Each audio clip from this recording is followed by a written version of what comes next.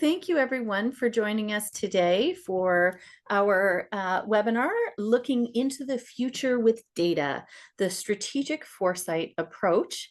And today we're very, very pleased to be coming to you with partners from the corporate sector, partners from the nonprofit sector, partners from the academic sector, and we're really looking forward to an engaging and informative webinar and hour and a half ahead. I'll get Chantel to move us to the next slide, please. So just a little bit of housekeeping. We do have both French and English captioning available with today's webinar. You'll see a message come into the chat that will provide a link and show you, there you go, how you can access that captioning. If you would like captioning in French, that is also available, and you'll see that in the chat as well. And if you would like to flip between English and French, I believe there's a toggle for you to do so within that platform.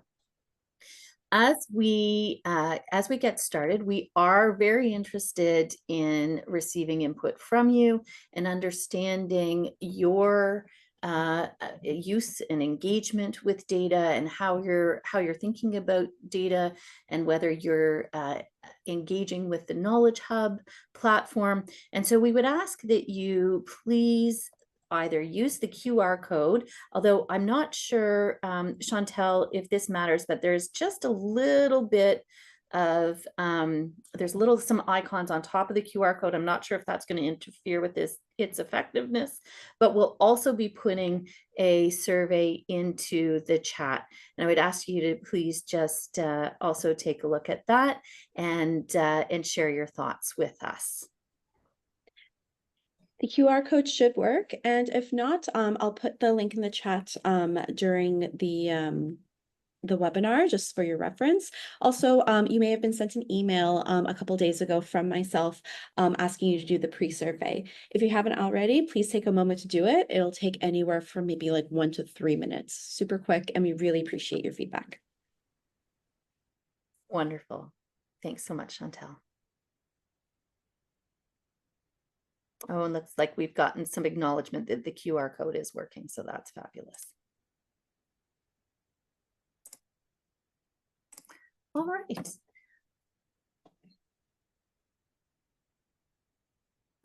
Before we get started, we do want to acknowledge that we are on Indigenous land, and we wanted to open up our sessions with not just an acknowledgement of the fact that there are original peoples of the land that we honor and respect and appreciate for their stewardship and ongoing care, but also that it's more than an acknowledgement, that this is something that we are integrating into the work that we do and thinking about in terms of how we approach our work.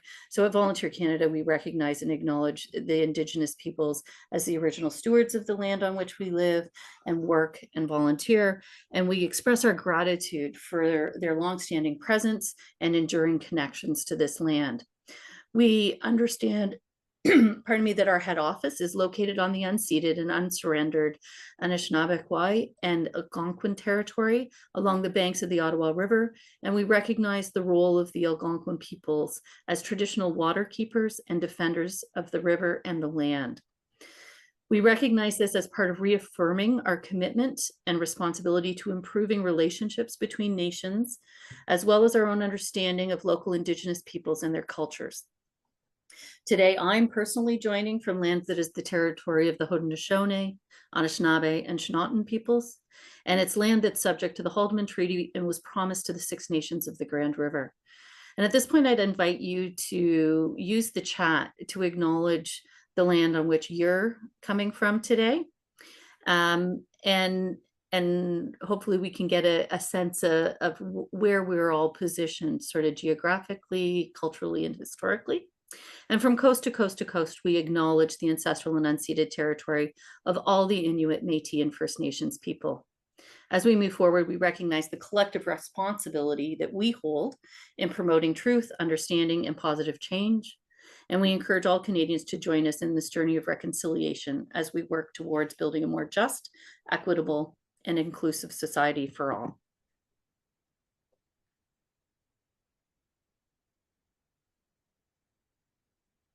This event would not be possible without a number of partners. So it is part of our Volunteer Factor webinar series that is sponsored by BMS, one of our corporate partners. But it is also part of a data-driven engagement project that we have that is supported by Employment Social Development Canada and is in partnership with AFP, the Association of Fundraising Professionals, Imagine Canada, the Volunteer Management Professionals of Canada, and Aja, now I believe Daro. So thank you very much for all of your participation and your support and your insights that went into organizing what we're about to embark on today. And so on that note, we do have some learning objectives for today that we're hoping we're all going to come away with. The first being an understanding of data's role in identifying trends, patterns, and emerging issues in giving and volunteering. Understanding how to use a strategic foresight approach to forecast future scenarios using the 3 Horizons model. And exploring a case study and best practices on how data-driven insights have been successfully applied in the sector. And we are very fortunate to have 2 wonderful presenters with us today. I'd like to take this opportunity now to introduce Eric. Eric Blais is an innovation consultant and strategic foresight practitioner. He brings over 25 years of academic knowledge and practical experience leading big and small brands, including broadcast and digital media, nonprofit organizations, health and fitness, and various startups, in leveraging advances in innovation practices and technology to improve operations, reduce costs, increase reach, create products, and build sustainable practices. Enamored with what's new, Eric believes that a strong vision sets the strategy, while design thinking makes the impossible happen. Able to see infinite possibilities, he loves making the complex understandable and the future plausible. Wrapped in humor and unconventional wisdom, Eric customizes each innovation and strategic foresight process using proven methodology. Borrowing from Buddhist philosophy, change is inevitable, suffering is optional. And I think it's very unlikely that we're going to suffer through this presentation. And so on that note, I welcome Eric to take over and share his own slide deck and spend the next hour sharing his insights with us. Hey, thanks, Heather. That was a wonderful introduction, and I really appreciate it. Hello, everyone. Thank you for taking time out of your incredibly busy afternoon to come and join us for this webinar. I'd just like to do a little point of clarification. For those of you who came to this presentation to be exposed to the 3 Horizon model, we will not be doing that this afternoon, only because we have limited amount of time and I have to do both how do we use data in a strategic foresight exercise and just introducing you to strategic foresight as a whole. If I was to put in the 3 Horizon models, I think I would have you actually suffering and running away crying. That being said, let's jump right in. If you are interested in the model, please, I will give you the URL to my website, which is ericleoblais.com. Please reach out to me. I'd be happy to introduce it to you at a later date. So when Shaminda, who is now, I believe, gone to Mississauga, the city of Mississauga, approached me to do this presentation, he was really excited. Volunteer Canada had just launched the Canadian Knowledge Hub for Giving and Volunteering, available, as you know, at givingandvolunteering.ca. there was a whole bunch of data sets there, and Shaminda and I have worked quite a few times on strategic foresight exercises, and I've introduced him to the process of doing a strategic foresight project, and he wanted to see how the two could be combined. It was an exciting challenge, and I agreed to do it. It went through a few iterations, so we had talked about the 3 horizon models, but I felt it became too academic. And what I wanted you to be able to is to leave today and have a fundamental understanding of what strategic foresight is, but also how you could use the data that's available on the website right now to potentially predict the future. So why would he ask me? Well, I'm an innovation consultant and strategic foresight practitioner. I've now been doing it since 2012, where I graduated from OCAD University. So my education, I have a Bachelor of Arts. Don't look at the date. I graduated a long time ago. And then I discovered the web in 1996 and started coding HTML. And I was a web designer, web developer, web producer. I ran a web shop. But I believe in lifelong learning, and that's why I went to Toronto Metropolitan University, which is now Ryerson, and I did a certificate in design management, where I was first exposed to design thinking. So not the discipline of designing, but thinking like a designer to solve problems. I progressed in my career afterwards, and I landed at OCAD University, where I did a master's in strategic foresight and innovation, the topic of which I will introduce you today. And I just wanted to point out that at OCAD University, I also taught at the master's level transmedia, but I also taught web analytics. So I'm sort of this hybrid guy. I consider myself a creative guy, but that's not afraid of numbers. Numbers do tell a story, just like words do. 2 organizations that I worked of note for this presentation. I worked at Numeris, and for those of you who are not familiar with it, it's an organization formerly known as BBM Canada, created in 1944, and what they do is audience measurement. Now, up until that point in my entire career, I always held incredibly creative roles, or I was creative adjacent.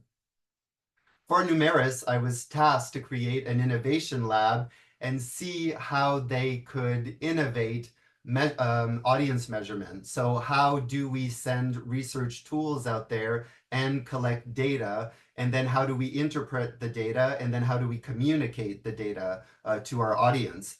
Stats Radio was my second job after Numeris. And they have this really innovative methodology, research methodology that they've created, where they can predict in real time, regardless of platform, how many people are listening to the radio at any time.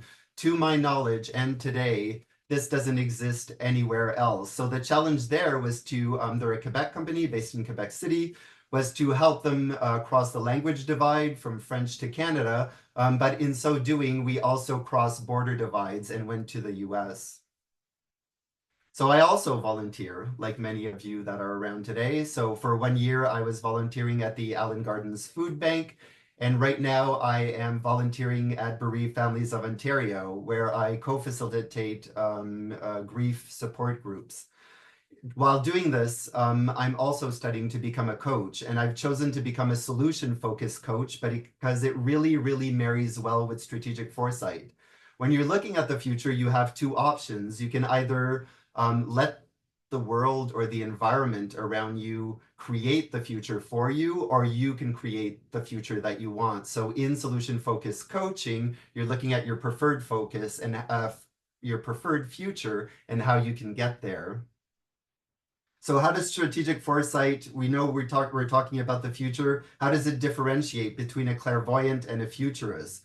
So these are my definitions. So a clairvoyant would be somebody who uses a crystal ball or some tarot cards and can start divining your future based on a question that you would ask for them. So it's all very intuitive based, or it could be energy based, depending on what your beliefs are. A futurist is able to look into a projected future and create a an idea or a story about what the future might look like. So that's why I have the Jetsons there. For the longest time, that's how we thought the future would look like today. Or for those of you that are from my generation, there was 2001: A Space Odyssey, where we got to 2001, and basically all the technology that's in that movie exists now, except we're not traveling through space as it is. Strategic foresight is different. It's for organizations, much like yourselves, where you're actually planning for the future. So you're not divining the future, you're actually planning for it. And I think we can all be in agreement that nobody can really predict what the future is. At least I don't think so, and that's what I was taught. But what you can do is you can start imagining multiple scenarios of what the future might be, and you can start planning for each one of them. So what is strategic foresight? Strategic foresight is the ability to plan the future by studying existing behavior and estimating, assessing, and projecting their impact moving forward. It is a discipline combining analysis and imagination that can help organizations make sense of the world and the future. So although that doesn't exist anymore, but it's very much left brain, right brain. We know that the hemispheres don't really create control rational thought or creative thought, that it actually lights up everywhere in the brain, but it's still a very good analogy to use. And then it is also used to uncover innovation opportunities, to be used for market studies, to observe changes in behavior, for problem solving, and then for making sense of the world, where you're looking around you. And I think we can all agree when the pandemic first started and we went into our first lockdown, we were all wondering what the future might look like. And then for sustainability. So up until now, especially for profitable organizations, everybody was looking for growth in profit, growth in organization. Things have changed dramatically now. As per Gartner, the average lifespan of a blue chip organization is 14 years. So now the focus, yes, you can still look at growth, but it should be sustainability first. How can we ensure that our organization is still operational in 10, 15, 20, 30, 50 years from now? So how does strategic foresight differ from strategic planning? So strategic foresight actually looks at the future. It looks at behavior that's happening right now. It looks for patterns in behavior, and then it projects it in the future. In strategic planning, you actually have objectives and goals in mind. You break them down in individual tasks, and then you set them up so that you can reach those goals. The two aren't mutually exclusive. When you're doing strategic foresight, actually, if you go into scenario planning, which I'll introduce to you in a little bit, you're actually going to do some planning afterwards. So there are two main activities in strategic foresight. So the first one is trend research and analysis. So what new behaviors will impact the organization and what are the implications? And then the other one is scenario building and planning. So what do potential futures look like, and how can we start planning for them?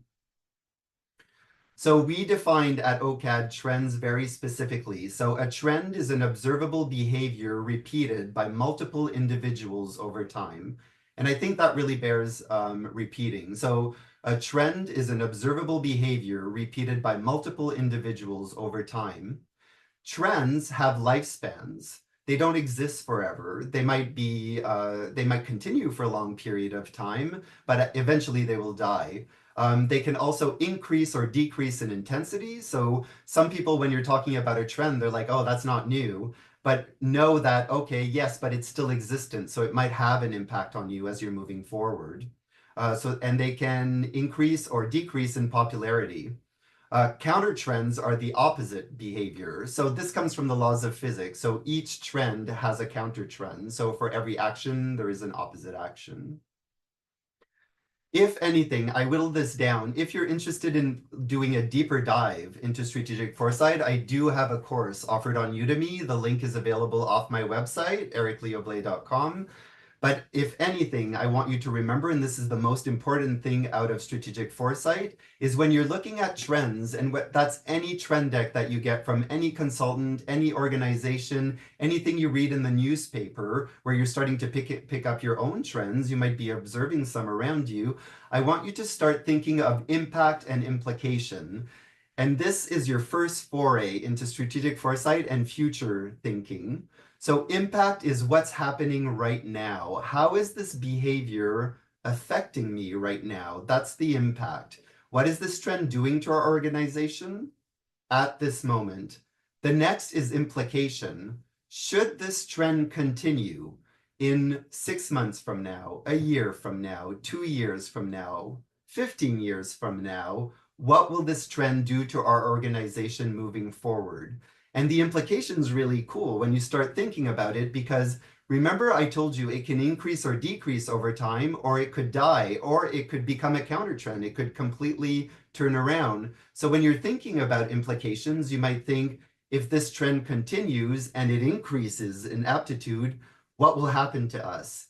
If it decreases, is that a good thing or a bad thing? If we're looking at excuse me, if we're looking at increased donations over time, we don't want that trend to change. We actually want it to at least sustain, to stay the same. If it starts decreasing, that might be bad.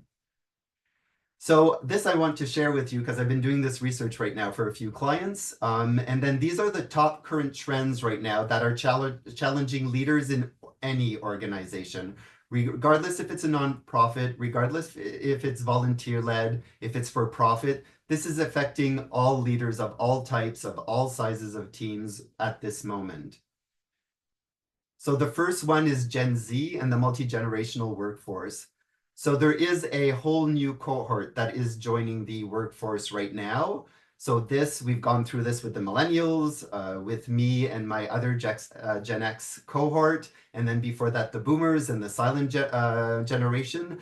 But what's different about this is the first time that there's actually 4 generations that are working together in the same office at this moment.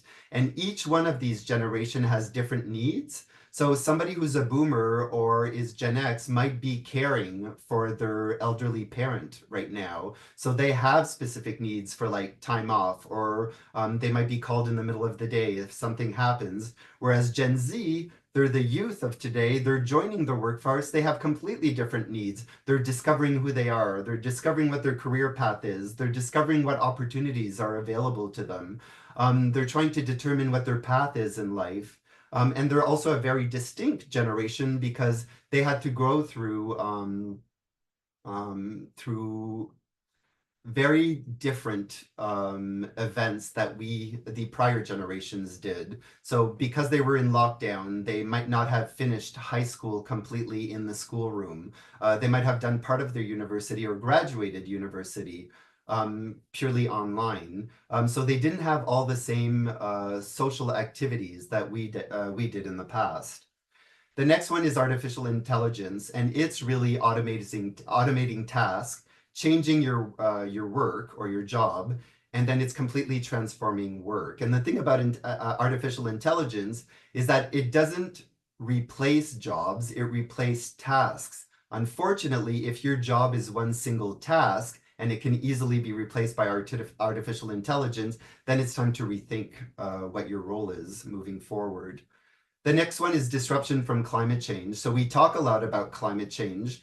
That in itself is a trend where you're looking at it outside, but if you're looking at it from an organizational point of view, you're actually looking at disruption. And the best example of that is the rainstorm that happened in July. So that night, I was actually co-facilitating a grief group, and I had part of my group that couldn't show up because they didn't have electricity or internet access. So scientists are predicting that there'll be more of those moving forward. So how ready are you for immediate or instant disruptions caused by climate change or from other factors? The next is the great distraction and the rise of ADHD. Those, I would say, are neither causal or correlated, but they all speak to distraction. And that's really important. I was just walking to the dentist this morning, and I would predict that 60% of the people that were walking on the busy sidewalks of Toronto with me all had their face on a phone while walking and then quickly looking up as to not crash into a lamppost or something else. There's the increasing rising costs, so everything costs much, much more. Vitamins I bought on Saturday all of a sudden were 50% more than they were 2 years ago. Polarized governments and the impact on policies. Our government is probably getting as polarized, or maybe not as bad as we're seeing in the US, but that has an impact on policy, on an impact on all of us. Nothing much is getting done, or the process is slower than it's been in the past. Rising costs and stagnating salaries. Think costs, don't just think the cost of purchasing things. Energy costs are going up in all their forms, whether it's electricity or gas, price of houses, rent, etc. That's all having an impact on all of us. And then our frayed social safety net. So remember we were talking about the multi-generational workforce. What is it like for Gen Z to come into work? Or what is the inspiration for them to come to work if they think that they won't be able to afford a house, or they'll never be able to retire? And then finally, dueling work ethics. And this isn't a new trend. Remember I was telling you about the lifespan of a trend? So this was actually happening before the pandemic. And it is said that the pandemic didn't create any new trends. It actually amplified them. So when I'm talking about dueling work ethics, we can see it from the work-life balance and the traditional performance culture, where people would work hard, work late, much to the detriment of their health or their families. And those are dueling. The pandemic has just blown that up. And now people are really, really fighting on one side and the other to push their culture on other people. Which brings us to a trend that I had written 2 years ago, and I want to show you. So if we did a trend exercise together, we would go out into the field. We would use different research methods. So using a literature research, doing observations, doing interviews, and then pulling data, which is the reason we are here today. And that's where I'm going. How we can use strategic foresight and the data that's available on the portal to start looking at trends to think about the future. So in this case, it's changing work-life attitudes. And I like this gentleman who's actually wearing a business jacket and a shirt, but he's actually sitting outside by a tree. Each trend has a description of what the trend is, so what we're seeing right now. And then what you want to do is look at what the drivers, so why is this trend happening? And that's what you're talking about the driving force or the behavior itself. So for examples for changing work and life attitudes are many factors of job burnout hit people at once. There's a reduction in the social safety net. Corporations are valuing the bottom line vastly more than their employees. So people are like, well, why would I dedicate myself to you if you won't have my back, especially during a pandemic? People losing jobs and being furloughed overnight, erosions of civility in general in the workplace. Now, remember I said we would go out into the field and we start looking for behaviors. Those are called signals. A signal on its own is not a trend. Remember the definition? So there has to be multiple incidences of that behavior and multiple people seeing it. Once you have all these different signals, that's where the magic happens. That's where you start looking at patterns. And when you have multiple patterns, then you have a trend. So here is an example of 4 articles that I read, which indicate that, in fact, this trend is happening right now. So there's a great opportunity to pick up signals by using the Canadian Knowledge Hub for giving and volunteering. And what I've done for you is I've gone through and looked at the various data sets, and I've created 2 case studies for you to share with you to see how you might want to do this. Before we dive into it, though, you need to understand measurement. So remember, I told you I'm a creative guy that's not afraid of numbers. So I had to learn very, very quickly when I was at Numeris the basics of statistics and research and how data is pulled together. I had an inkling of it, having done my master's degree, but I had to do a much, much deeper dive because we were actually in the data business. So measurement, here's a simple definition. So measurement is the assignment of numbers to objects or events. It is a cornerstone of most natural sciences, technology, economics, and quantitative research in other social sciences. So I apologize in advance for those of you that are in the audience today that have a stats background or that work with regular, but I thought I just level set so that we have common definitions or a common understanding of it moving forward. So there are three types of measurements. So there's the obvious, so using an instrument to measure a quantity. So at Numeris, when we were measuring TV audiences, there were two tools that we did in order to get that data. So we had a paper diary that we mailed out, and then people filled every single day what they watched on TV and during which time, and then they mailed it back to Numeris, and then it was all compiled. So for each person, we had a variety of TV shows, we had scheduling, and then we could get a better understanding of Numeris, what was the size of the audience for that show. And then in larger centers like Toronto and Montreal and Vancouver, people use a meter. It looked like a pager, although it's been redesigned since then. People would carry it all day long, every single day, from the moment they woke up till they went to bed. And that's everybody in the household had to wear it. So if a child was 3 and over, they would wear the pager as well. And then every time you watch TV or you listen to the radio, there's an inaudible sound that happens in the background, and that gets picked up by the pager-like device, the people meter, and then it gets compiled, and then we're able to tell you in Toronto there were this many people second by second that were watching that TV show or listening to that radio broadcast.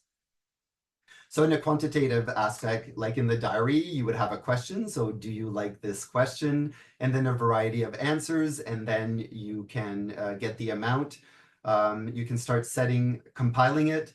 And then you can go through an extrapolation process. So if you have a strong enough sample, you can extrapolate it to a much larger population. So the Canada, for example, when we were at Numeris. The less obvious one is using questionnaires to capture qualitative attributes. So I'm very much in the qualitative realm. I deal with colors and emotions and affinity. That was my background, but now I'm more balanced, looking at data itself where we can measure. So there were 15 dogs at the park today, 10 of which were small dogs, 2 of which were Pomskis, 1 of which was mine. In qualitative data, we would look here at this picture and we could say, okay, they're mostly older adults. People like the color blue, they all sit on a chair. And then you could draw more qualitative aspects. These areas are used for conversation. People talk with both their hands and while they're speaking. At least these gentlemen are. And then if I wanted to turn this into a quantitative analysis, then I could do a study and say, okay, how many people actually talk using their hands? And then there's the obscure type of measurement. So using scales to capture constructs such as sentiment, which may help explain viewing or choices. So here's the pain scale, and I find that's really, really interesting because everybody feels pain differently, and there is no way as of today to monitor pain itself. So people have to resort to different ones. So they'll either use a scale from 0 to 10, where 0 is no pain and 10 is very severe. And subjectively, somebody will assign a number to it. Or you could use colors like the green to the red, or you could use facial expressions to indicate pain, which they do a lot with children. So for my first case study, I went back to the Canadian Knowledge Hub for giving and volunteering. And then I looked at the T3010 charts. And then for those of you who aren't familiar with the T3010 tax data, it's used in Canada for reporting information about registered charities. It is a document that registered charities must file with the Canada Revenue Agency to maintain their status and provide transparency regarding their operations and financial activities. So if I do a deep dive into it, I went to charitydata.ca, which compiles a lot of that data, and it's searchable. And then when I got to the website, remember I told you I did some volunteering at Allen Gardens Food Bank. So I naturally went to the Allen Gardens Food Bank to see what data was available. Now, because the data from this particular data set is collected the same way year over year, you can start comparing it year over year to actually start viewing a trend. And this is the chart that you see here. So you see the data that was compiled for 2021, 2022, and 2023. What's in red is the expenditure, and then what's in green is the revenue. And when I start looking at this, I can start saying, oh, there was a big uptake in revenue on the second year. So you can start asking yourself questions about what's happening in the environment right now. Is this because there are more clients visiting the Allen Guards Food Bank right now? Was there just more money that was raised that year? So my point of view when looking at the data on the portal is that it can be used for signals, and you would need to triangulate with other sources to start seeing what the trends are, but it's a fantastic place to start looking for it. Next, I wanted to see if there was another food bank that was experiencing the same trend. So I went to the Parkdale Community Food Bank, and I thought this one was really interesting because there were more data sets that were available. So it went from 2019 to 2023. And then we can see that the curvature, the amount went up. It dramatically went up from 2020 to 2021.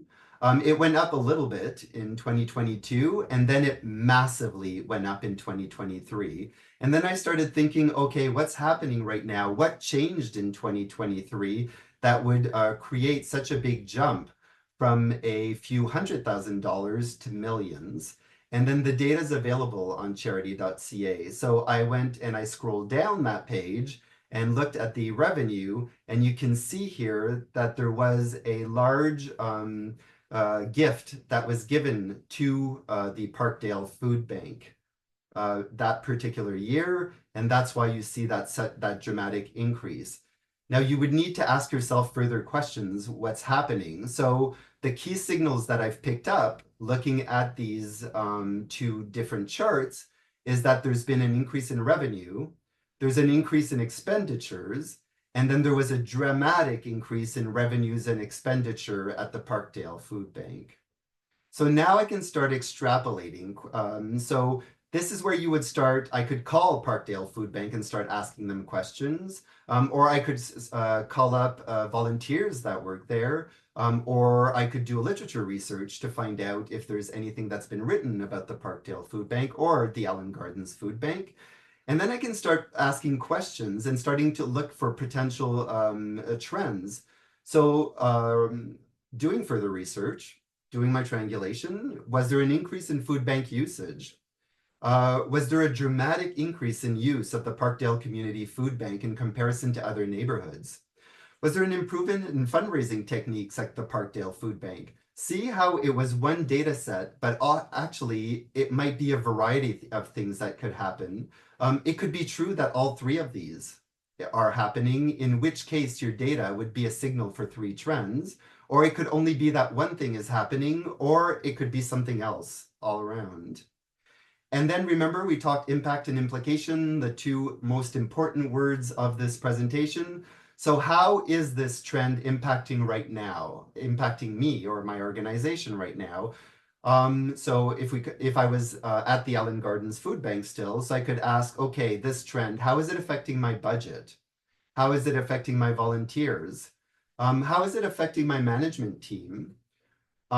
If there is an increase in use, how is it affecting or impacting food access? And then how is it impacting donations, either monetary or food-wise?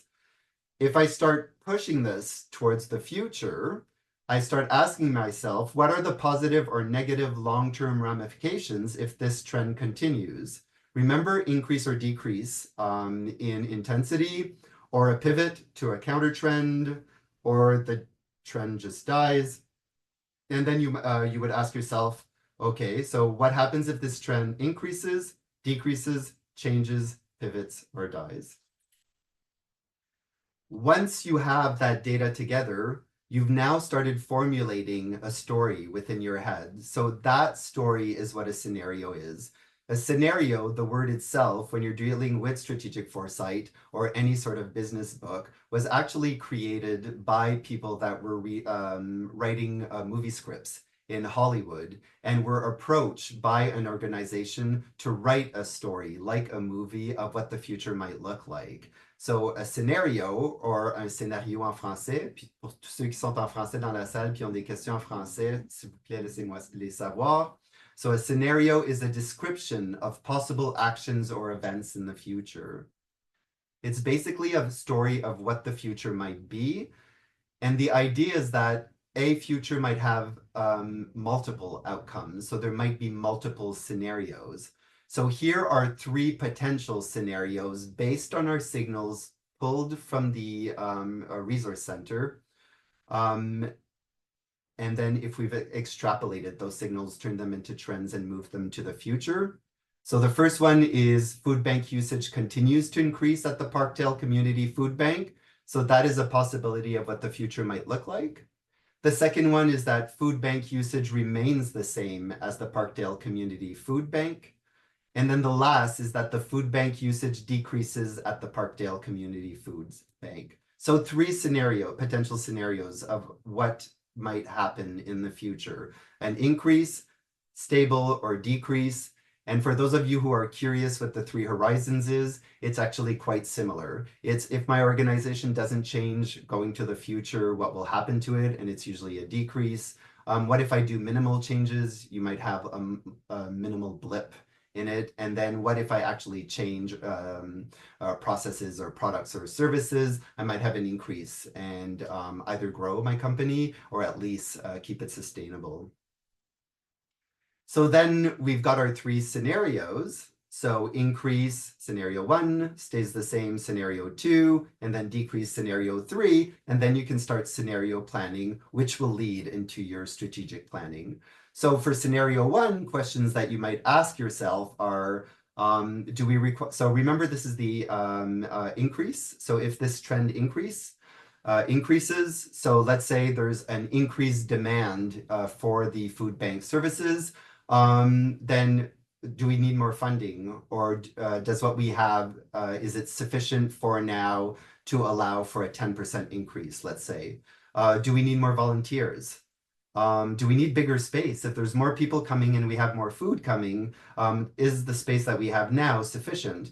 And then maybe like the food bank at Allen Gardens, it's only open on afternoons on Thursdays and Fridays. So do we need longer hours, or do we need additional days so that we can serve as many clients as possible? For scenario 2, that's if the trend stays the same.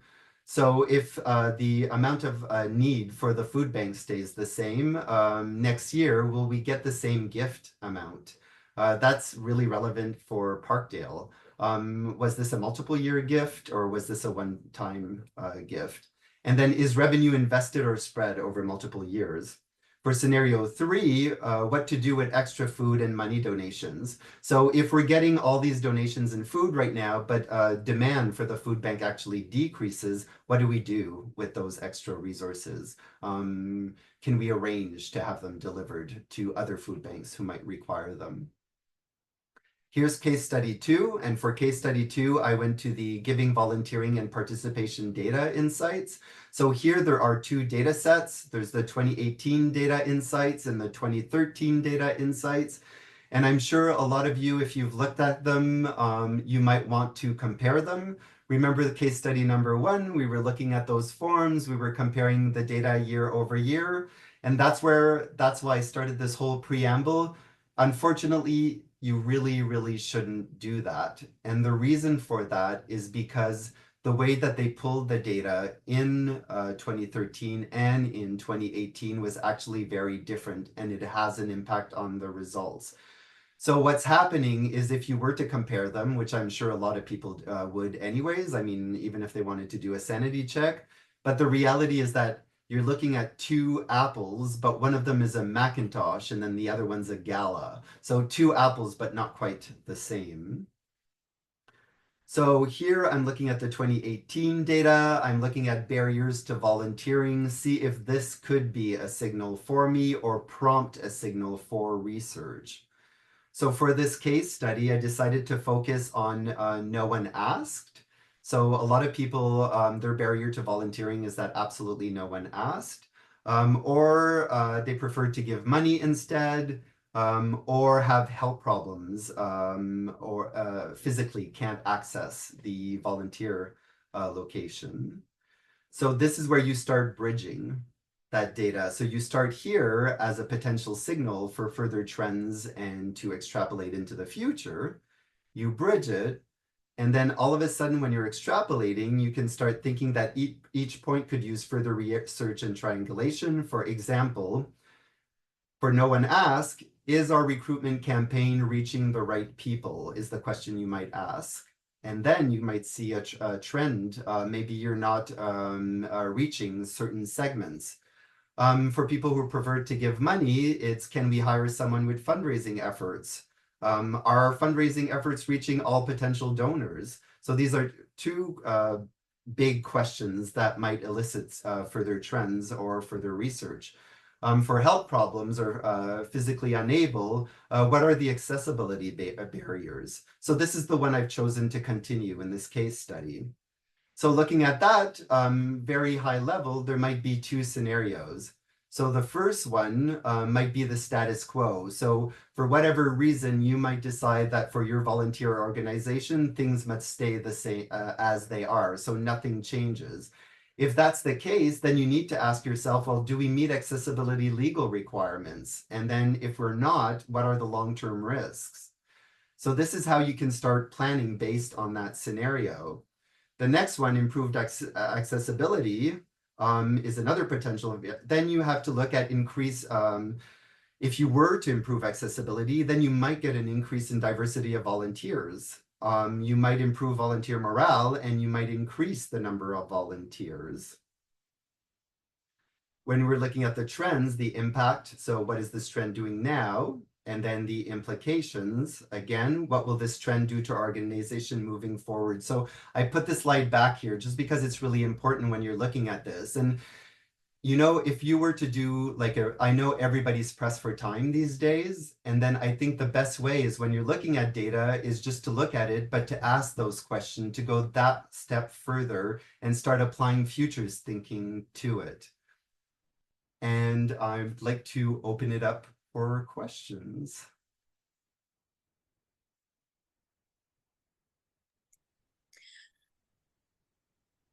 Thank you so much, Eric.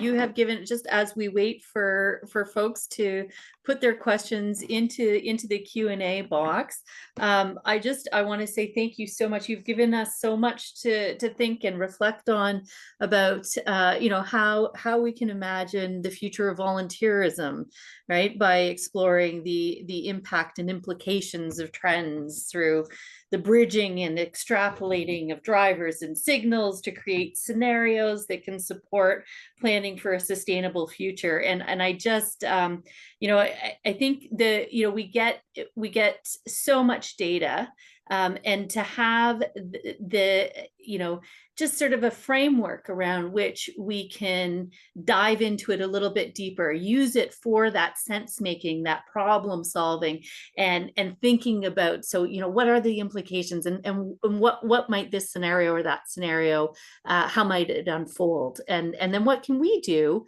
to drive you know, what that future looks like for us, our organizations, in volunteer engagement.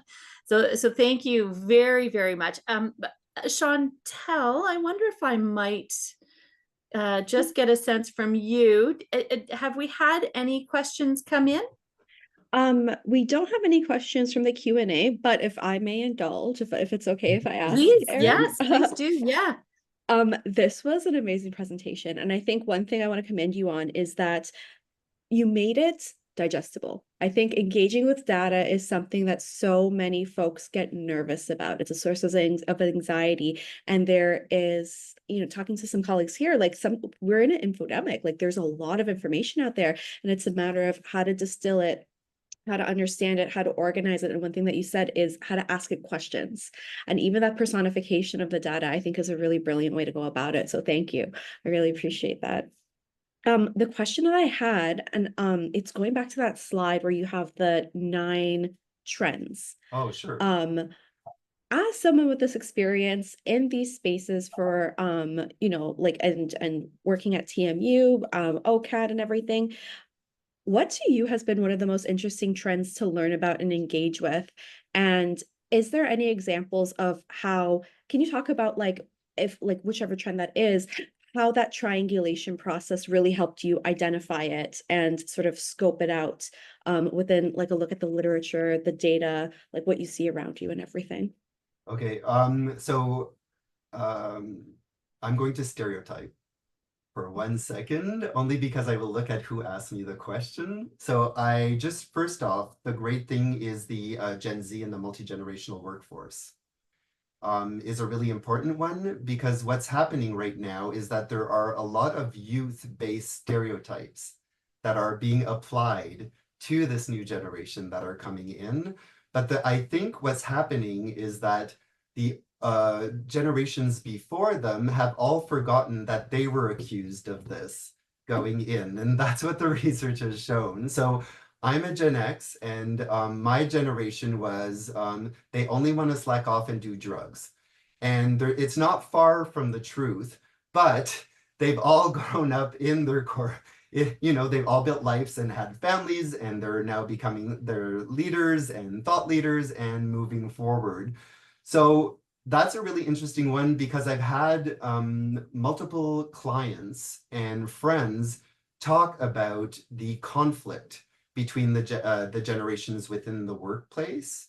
So it started off as observation, heard observation, and then experienced observation. And then what it required was additional research. So talking to people who belong to the Gen Z cohort and seeing what their life and their lived experience is, but also doing an in-depth, so speaking to the triangulation process, doing an in-depth literature research, but from multiple sources, not looking only at news items, but looking at HR documentation and looking at blogs and then using every source that's available to you, and yes, including social, and yes, including TikTok, so that you have a sort of 360-degree view of what's happening there. As for trends, and I think this is relevant to absolutely everyone, is the great distraction is ridiculous. So if you're thinking of distraction, it's easy to think about distraction in the car, distracted driving. If you're solely focused on that, though, I think you're missing the bigger picture in all the research that I've done. And I think it's not just cell phones. I think it's really easy. Our brains are wired to become biased. And I think it's easy to blame the cell phone, but the reason I bring that up is because you mentioned that we have a tsunami of information that's coming our way. And that's why it's really important to know where the source is from. And that's why I encourage everybody to use the Volunteer Canada portal, because they can rely on the data that's available on it. It's been vetted.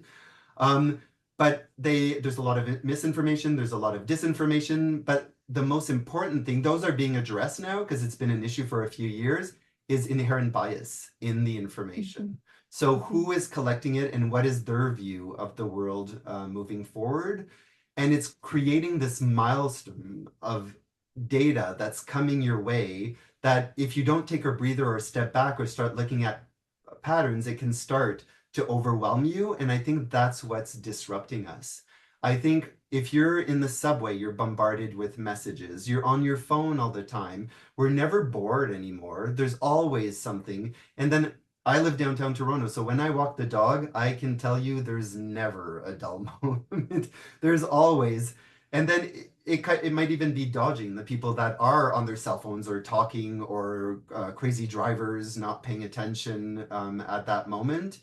And then what does that mean if you're a volunteer based in association? Your volunteers who are completely disrupted on a regular basis and trying to do work for you and to help. The intent is there, but also from your recruitment. How do you get, if you're trying to recruit volunteers, how do you get them to come? If one of my contracts right now is with a conglomerate of advertising agencies, And this is one big trend that we're tackling right now. How do you get your message across when there's 1,000 messages out there that are vying for the attention of someone who's completely distracted and forgot what they ate for lunch?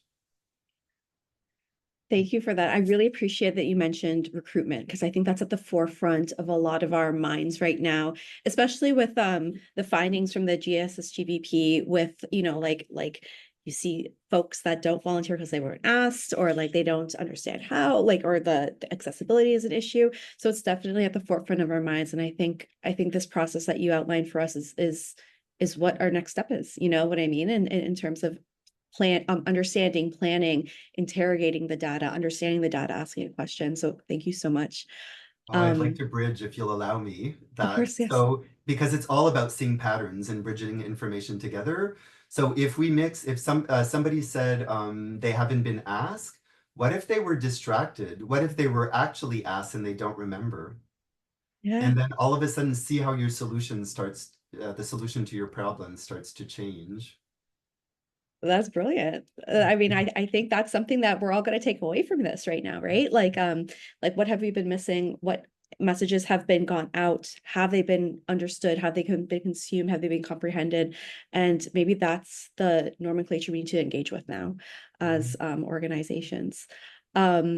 I took up a little bit of time. I just want to ask if anyone else has any questions, so please share in the chat. Heather, if you have any questions or anything. All right. We Thank may you. have some, we may have some time at the end. So if you're thinking about a question, if it's percolating, feel free to add it in the chat. And after Graeme's presentation, we might have an opportunity for a full panel of questions after the fact. So yeah, I'll pass it over to Heather. Wonderful. Thank you so much, Chantal. And thank you again, Eric. And yes, I'm very pleased to also welcome Graeme Dearden to carry forward these ideas with another case study. Graeme is Volunteer Alberta's Manager of Learning and Resources, and they manage the volunteer screening program, multiple research initiatives, and Volunteer Alberta's overall educational work. And today, Graeme's going to be speaking to us about a case study that is focused on Volunteer Alberta's work that they did on their volunteer screening program through a data-informed decision-making lens. Without further ado, I'll pass the virtual microphone over to you, Graeme. Thanks, Heather. I appreciate that. Thanks for introducing me. So yeah, my name is Graeme Dearden, and I'm the Manager of Learning Resources at Volunteer Alberta.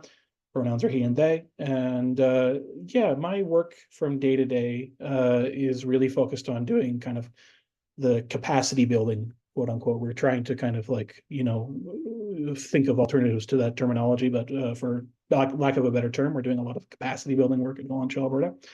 And that's kind of the realm that I play in from day to day. I'm presenting today from Amiskwachee, Wisconsin, which is also known as Edmonton. And yeah, the case study that we're following up on today is largely about research. And I think that it has a lot to do with data as well, because research is where data comes from, obviously. So I want to talk a little bit about how we at Volunteer Alberta do research and how that data that we get from research feeds into our decision making.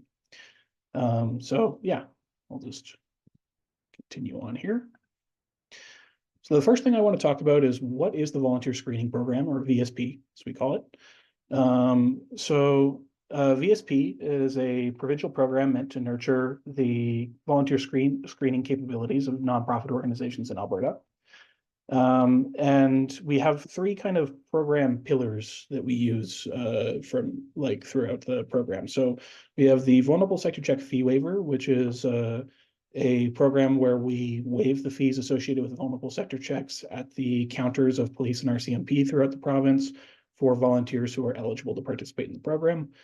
And then we also have a screening development micro grant, which is a small pot of funding that we give to a handful of organizations every year that is very kind of broad funding that's meant to be used for increasing the capacity of an organization in volunteer screening by doing things like updating their volunteer screening policies and procedures and practices and things like that. And then we also have educational programming, which we provide free of charge, that focuses on providing educational information about volunteer screening across the entire spectrum of volunteer screening. We use Volunteer Canada's 10 Steps to Screening model as the kind of cornerstone of a lot of what we do. We also kind of explore the horizons of volunteer screening and what's kind of new in the world. And lastly, VSP is also a partnership between Volunteer Alberta and the government of Alberta. So that's just a good thing to note. I have to make sure that I mention that. Yeah. So, and you'll have to forgive me if my voice is a little bit froggy today. I kind of woke up with a little bit of a frog in my throat. I'm not totally sure why, but yeah, the first question that we're going to ask that comes up today is, why do we do research, and why research volunteer screening in the first place? So when we look at volunteer screening, I hope that the structure of this presentation focuses more on the research process than our findings in volunteer screening research. This question, though, about why do we do volunteer screening research remains. And I think the big reason is that we need to do research into screening in any type of capacity building program to check our assumptions. So capacity builders often come into conversation about whatever they're trying to build capacity in with some well-informed opinions about what people need. But one of the biggest hurdles to this capacity building work is the shifting opinions of people in the community.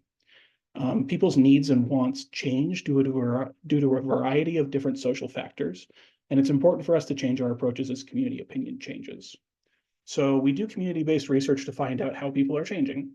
And community-based research often starts with a simple goal, which is to get out and talk to people about their thoughts and opinions. But that's easier said than done. How do you do that? You have to create opportunities to ask people. So you create surveys, focus groups, interviews, feedback forums, and just various different opportunities to strike up conversation with people. And you ask them what is going on in their lives. And that's where you get data from, qualitative data at least. And then you take that data back to the drawing board and you get ready to dive deep.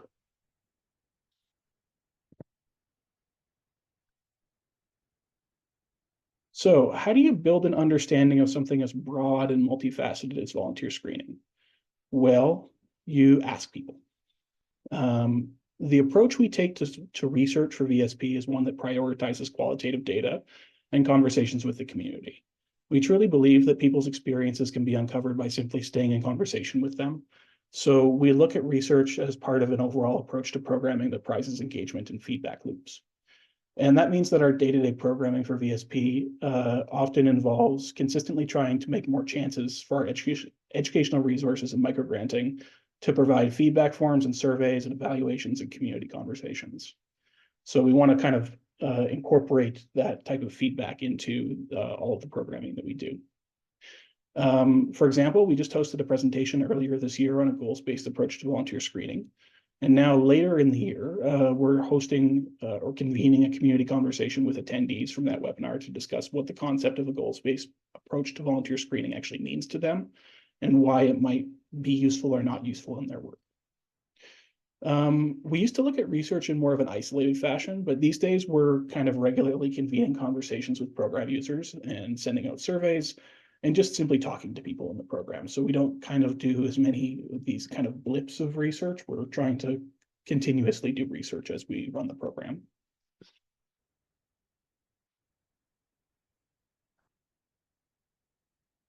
And this approach to research leads us towards data-driven work. And what does that look like? It can be multifaceted, but it is programming that uses data from the community-based research we mentioned to inform decision-making.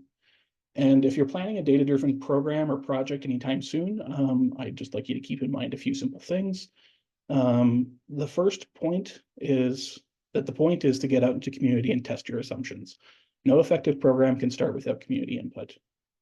And I want you to think about what community input might look like, because it might not be the kind of super structured research that we did at Volunteer Alberta. or, you know, it might not look like StatsCan research or something like that. It could look like the relationships that already exist in your community that informs programs. So like you might be doing more research than you think on a daily basis by just talking to people and having that frontline experience. That is data in itself.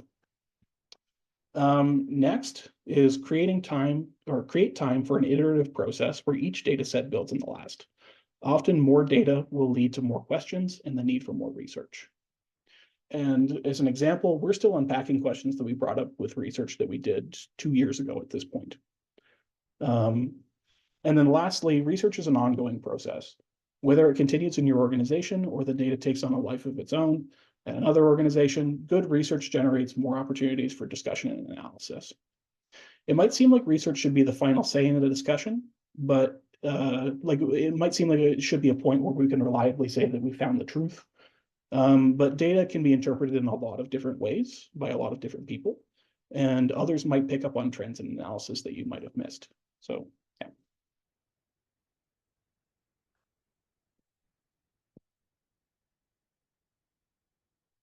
Okay, so VSP started in its current form in 2017, and throughout the past 7 years or so, its connection to the community has fluctuated. And we started in 2017 with a good amount of data from the community in the form of feedback from forums that were held across the province. We kept using this data to inform our programming for multiple years, and we moved into sort of a delivery mode where we were doing educational content primarily and running the vulnerable sector check fee waiver and the screen development microgrants.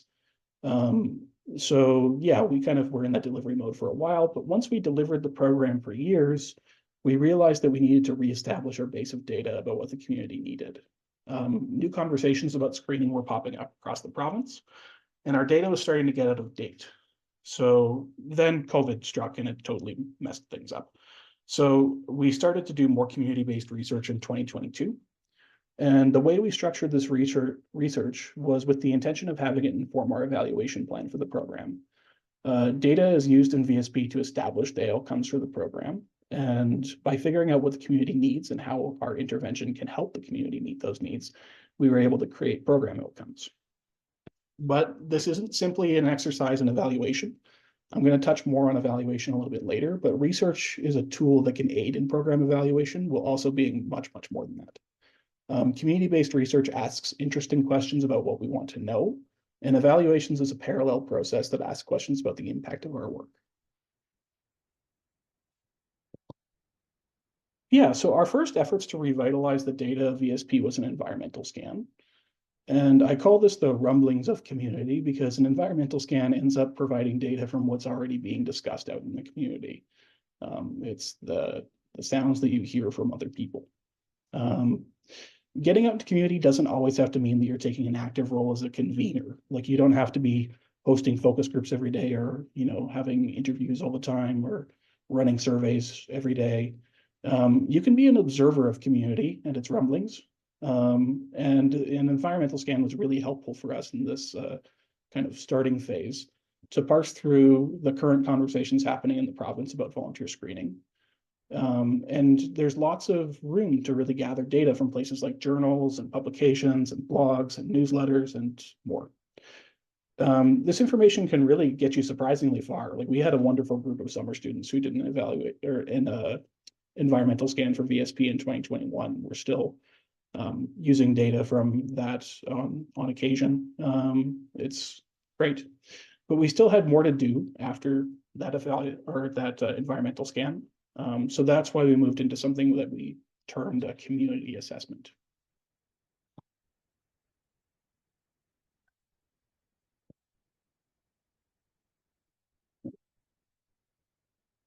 There we go. So the thrust of this initial research was to determine what our program at the moment had to do.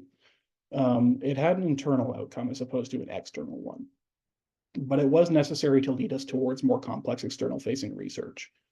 Like I said at the beginning of the presentation, research generally presents opportunities for more research. So that's where we started. We started with that internal work leading to external work. So after a series of surveys and focus groups and interviews and phone calls with police services, Volunteer Alberta then collected this data up into one report that we circulated internally. And it broke it down into digestible summaries. It broke down all of our data into information that we could understand as a team, and it led to questions and possible next steps based on the data. We realized a few key things about screening during this process. Firstly, people wanted to connect with each other about volunteer screening in a peer-to-peer learning arrangement. Second, people were facing numerous technical and ethical barriers to receiving police information checks. And lastly, third, we found that people still believed in the power of VSP to advocate for changes to volunteer screening, while still providing accessible quality programming to the social impact, nonprofit, and voluntary sector. So this data suggested some next steps for the program, and there were some shifts in focus we could make, but generally there was still a demand for our program, which was good to know. And since we knew the program was still valuable on its face, we decided that we could continue doing research which shifted more towards that external facing stuff that can inform the whole sector.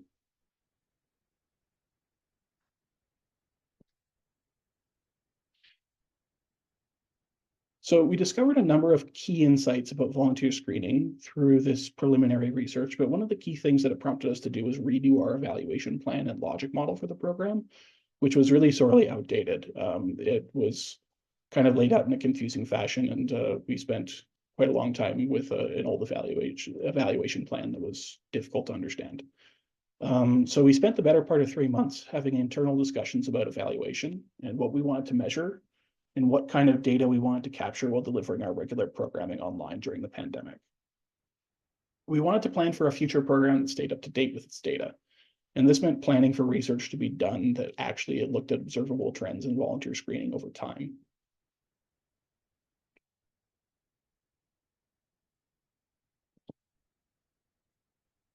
The research we performed previously was a really great baseline to get us to think about the program's direction. Still, it was our job to get data that could be presented back to the sector as an accurate depiction of the state of screening in Alberta. Knowing what data we wanted to collect and for what purpose, we started the hard work. We did this through multiple extensive surveys and focus groups and sent those to both volunteers and organizations about their experiences with volunteer screening in 2022 and 2023. We then collected the data up into a formal report delivered back to the social impact, nonprofit, and voluntary sector for them to digest and learn from. This research design step was truly one of the process's most time-intensive parts. So creating surveys and focus groups and mapping questions to outcomes and logic models, it takes a lot of time to do. So if you're starting a data-driven process and you need to do some research, make sure to build in time to do that kind of pre-planning and creation of research methodologies and processes. And also, if you need to develop benchmarks, which I'll talk about in a little bit, it can also be a very time-intensive process if you don't have recent data. So yeah, we'll talk about benchmarks in a second. Something I didn't touch on in the written case study that I'd like to touch on here, though, is how we went about promotion for this research. Admittedly, there was a lot of waiting when it comes to making surveys and waiting for people to sign up for focus groups. But there's still work that needs to get done to get the word out to people during that waiting time. The first thing to note is that you should give lots of time for people to respond to you. You'll see in places like SurveyMonkey that most of your survey responses come in shortly after your promotion. So don't simply promote your research opportunity once and expect people will continue engaging over a long period of time. You want to create a timeline of promotions that consistently gets people to remember the existence of your research opportunity. The second thing to note is use accessible and down-to-earth language. You want to promote community-based research like you want to have a conversation about something important to you in your community. You don't want to sound like an academic who's doing work that's somewhat detached from the life of the research participant. And then the third thing to note is that you want to create plenty of access points. And that means that you want to promote the research opportunities that you have across multiple different platforms with the hope of reaching different audiences. So try multiple different forms of social media, newsletters, that could include your own or other organizations, public events, and more. Okay, back to benchmarks. So our lives after this hard work that I mentioned before began was punctuated by benchmarks. Benchmarks are pieces of data in an evaluation plan that show where the indicators of impact start. And it shows what the current state is essentially. And benchmarks are really hard to set if you're not already flush with data. So like we were just talking about the knowledge hub that Volunteer Canada has, that will be a great place to start if you're looking for benchmark data. But sometimes you have to go out and get your own. To help other organizations working in the same field as ours, though, we decided to take an open data approach to our research. So we do have our data available on the Volunteer Alberta website. And we wanted to make sure that our research work could be useful beyond just VSP.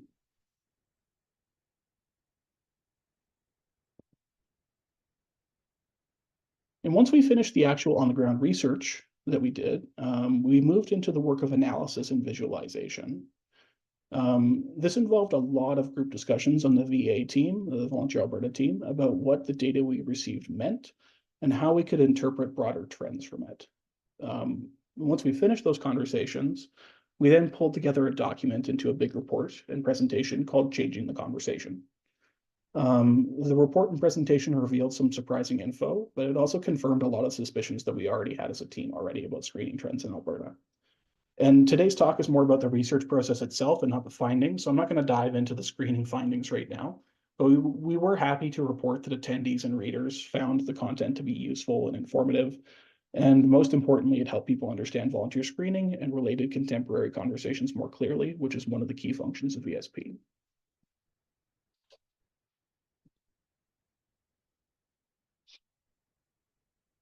All right, so now that that research that led to changing the conversation has concluded, it's our job to stay current.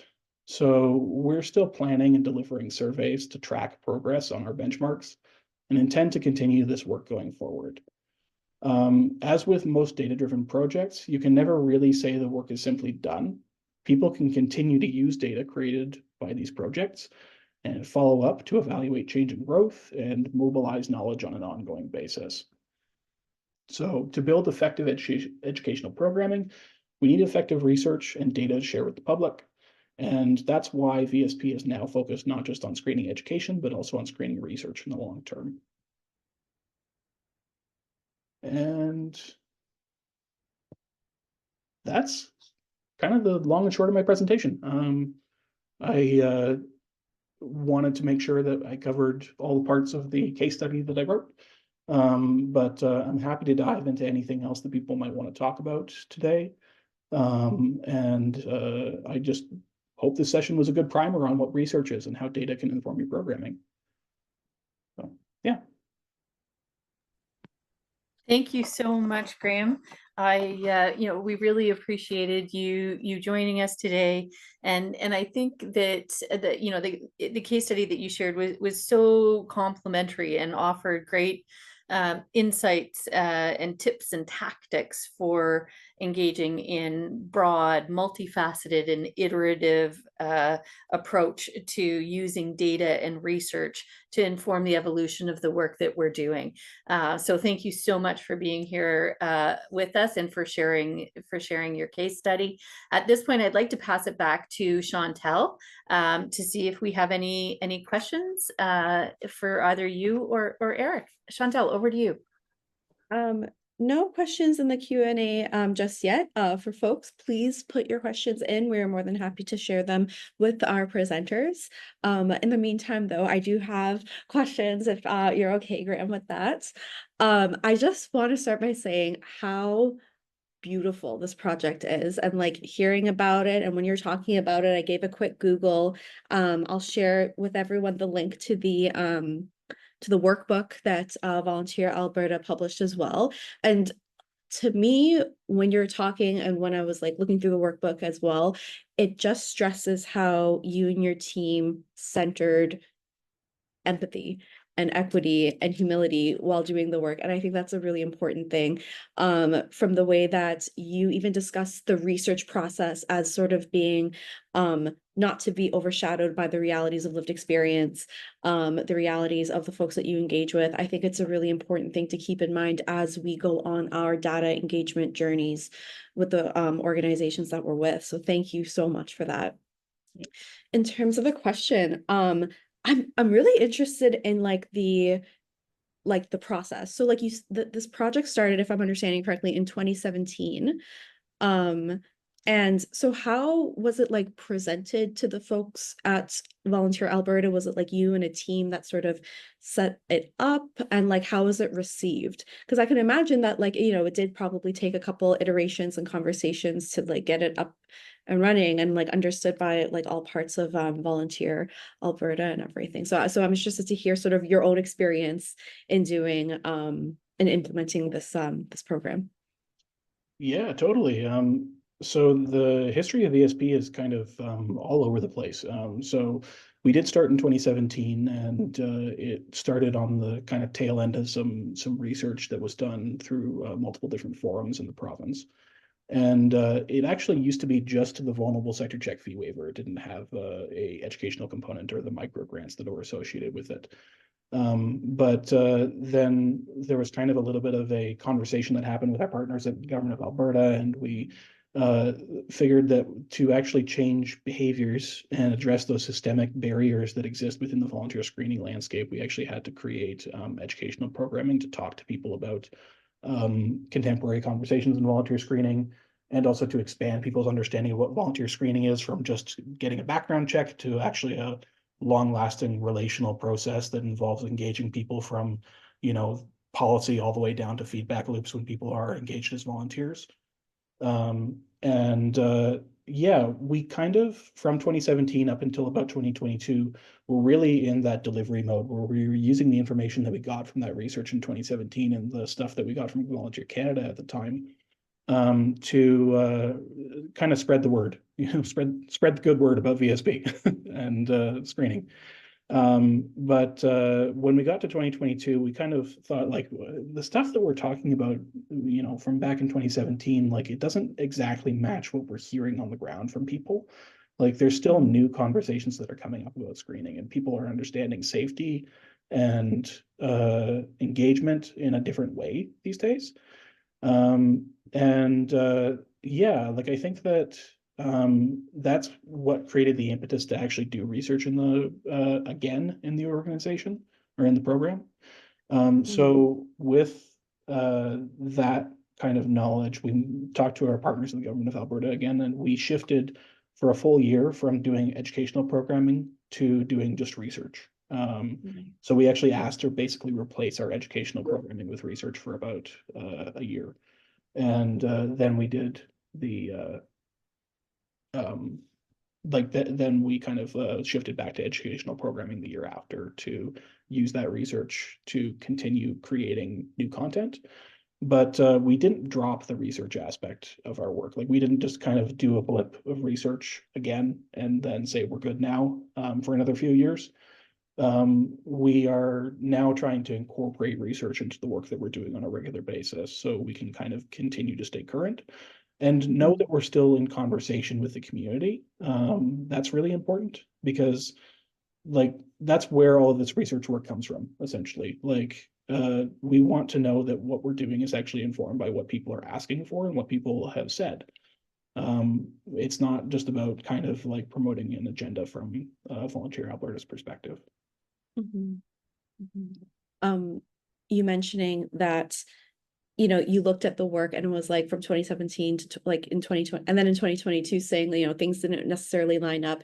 I think we can all relate to that in terms of like, you know, our time at organizations. You put together the grants, you put together the calls to action, you put together the narratives, and at a point you're like, you know, are you living in that past data, or are you really understanding what the needs are currently? And another thing that you said, I think that was really important, is that being an observer is, you know, engaging in research to a certain extent. And I think, you know, being reflexive and reflecting on your everyday experiences within our organizations matters. And when you start feeling that dissonance between, you know, what was previously written, the previous research, that narrative from 2017, when you start feeling like that's not lining up, to act on those feelings and like look and, you know, engage with your coworkers, your organization, to be like, okay, I think it's time. We need to get in better sync with what's going on outside.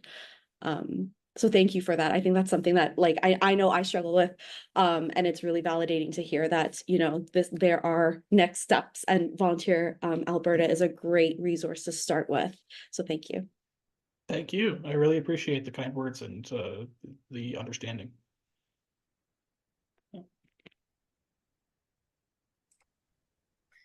Well, thank you both, and thank you, Chantel, for helping to moderate the Q&A for us and sharing your own insights.